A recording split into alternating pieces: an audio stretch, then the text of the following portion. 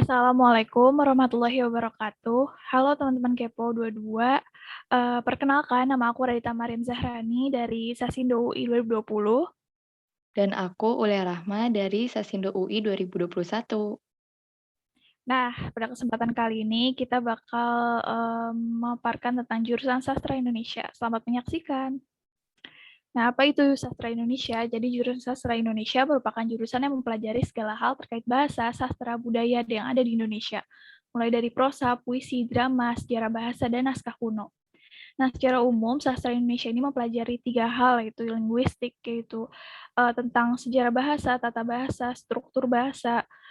Terus ada sastra yang berkaitan tentang novel, puisi, drama, sejarah kesusastraan Indonesia, dan lain-lain. Yang ketiga itu ada filologi tentang kayak naskah-naskah kuno yang ada di Indonesia, isi-isinya, dan segala macamnya. Nah, berikutnya kita akan ngebahas soal mata kuliah yang bakal dipelajari nih di Prodi Sastra Indonesia. Sebagai contoh, kita menggunakan silabus atau daftar mata kuliah di Sastra Indonesia UI. Bisa kalian lihat di sini apa aja mata kuliahnya yang dipelajari di semester 1, di semester 2, semester 3, semester 4, dan sampai semester 8. Jumlah SKS yang dipelajari ada 144 SKS. Terus untuk kurikulumnya kita sudah menggunakan kurikulum kampus Merdeka. Itu kurikulum terbaru. Nah, untuk persebaran sastra Indonesia, sebenarnya hampir semua universitas itu ada jurusan sastra Indonesia. Seperti yang kalian lihat di sini banyak banget persebaran jurusan sastra Indonesia di PTN, ada dari UI, UGM, Undip, Unpad, UNS, UNESA, UNES, UNAIR, UNSUD, UNHAS, Universitas Andalas, dan lain-lain. Nah, tapi ada perbedaan nih buat kalian yang bingung, Kak, kok beda ya jurusan Sastra Indonesia di UI dan jurusan Sastra Indonesia di UB, UNJ, UPI, Unila, dan UNY? Nah, karena jurusan Sastra Indonesia di UPI, UNJ, UB itu bukan jurusan Sastra Indonesia murni, melainkan jurusan Pendidikan Bahasa dan Sastra Indonesia, di mana jurusan ini sebenarnya hampir sama dengan Sastra Indonesia, tapi dia lebih ada diutamakan untuk pendidikannya gitu, beda kayak sastra Indonesia, kayak gitu. Nah, untuk persebaran perguruan tinggi swastanya, kalian bisa milih ada di Universitas Sanata Dharma, Universitas Ahmad Dahlan, Universitas Nasional, Universitas Bung Hatta, Universitas Muslim Indonesia, dan yang lainnya. Nah, selanjutnya tentang prospek kerja jurusan sastra Indonesia. Di bidang pemerintahan sendiri, kita bisa jadi guru BIPA, yaitu Bahasa Indonesia untuk penutur asing. Jadi kita ngajarin Bahasa Indonesia buat orang-orang luar. Terus ada filolog atau peneliti naskah. Nah, itu dua ini nih bisa kerja di bawah Badan Pengembangan Pembinaan Bahasa yang ada di bawah Kementerian Pendidikan dan Kebudayaan. Terus kita juga bisa jadi interpreter, yaitu penerjemah lisan di bawah Kementerian Luar Negeri, karena itu kerjanya buat membantu hubungan bilateral antara Indonesia dengan negara lain. Selanjutnya di bidang swasta sendiri kita bisa jadi anotator, yaitu pelabelan bahasa, terus juru bahasa isyarat, editor, jurnalis, wartawan, content writer, dan copywriter. Content writer itu adalah penulis yang nulis tentang konten-konten menarik di media online. Kalau copywriter sendiri dia itu penulis konten tapi dispesialisasinya di bidang digital marketing. Nah, ini ada beberapa perusahaan kayak Narabahasa, Prosa AI, Kompas, dan Gramedia.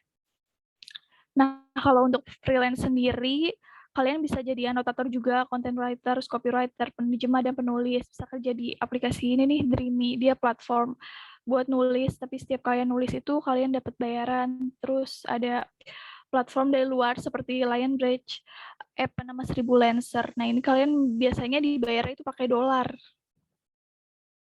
Terus apa sih yang dibutuhkan di jurusan sastra Indonesia? Yang pertama karakternya, ketertarikan akan bahasa, terus ketertarikan akan karya sastra, baik karya sastra lama dan populer. Ini bisa juga ketertarikan di bidang menulisnya dan membacanya. Terus keingintahuan tentang sejarah dan budaya bahasa Indonesia. Skill sendiri ada kemampuan membaca, kemampuan memahami bacaan, kemampuan komunikasi tertulis, kemampuan komunikasi lisan, kemampuan melakukan analisis, dan kemampuan berpikir kritis dan rasional.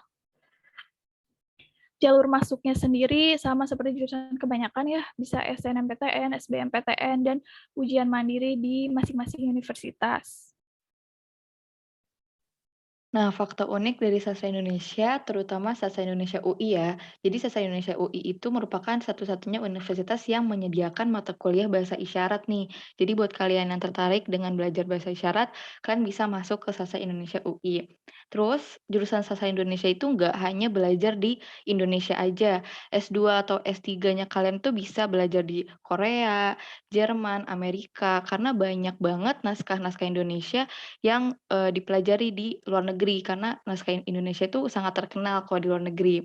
Habis itu, Sastra Indonesia biasanya merupakan prodi yang sering banget mengadakan pementasan teater dan musikalisasi puisi, karena teater dan drama itu merupakan salah satu mata kuliah yang dipelajari nih di Sastra Indonesia. Habis itu banyak juga mahasiswa luar dari Cina dan Korea yang ikut belajar, lalu UAS prodi Sastra Indonesia tuh santai, banyak ujian prakteknya kayak bikin teater, bikin majalah, penyuntingan, dan lain-lain.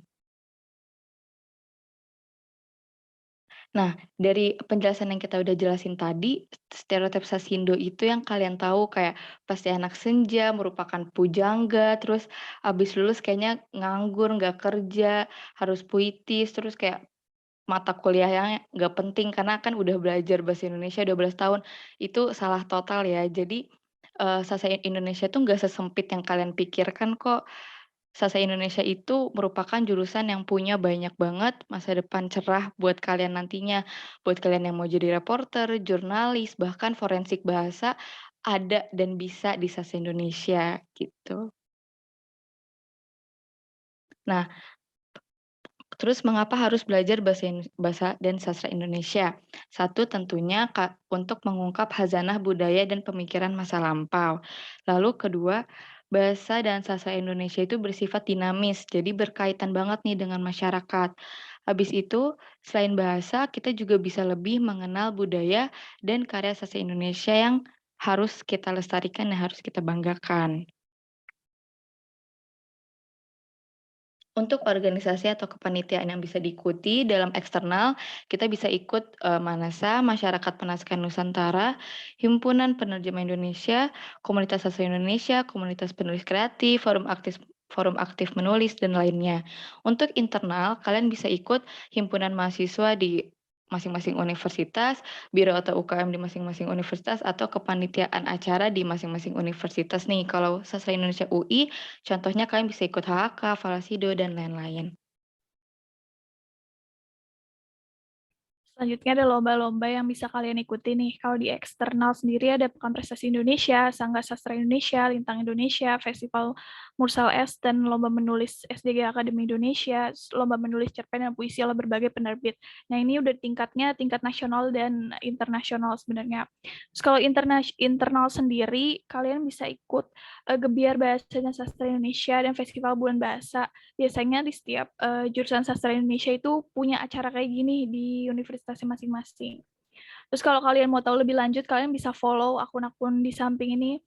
Dia biasanya ngasih tahu tentang lomba-lomba yang berkaitan dengan jurusan sastra Indonesia. Nah, sekian presentasi dari kami. Kurang lebihnya mohon maaf. Ini ada quote, silakan dibaca. Semoga informasi yang kami berikan bermanfaat ya. Terus kalau kalian mau ada tanya-tanyaan lebih lanjut, kalian bisa hubungi saya atau Ulia di sosial media berikut. Terima kasih. Wassalamualaikum warahmatullahi wabarakatuh. Salam sehat.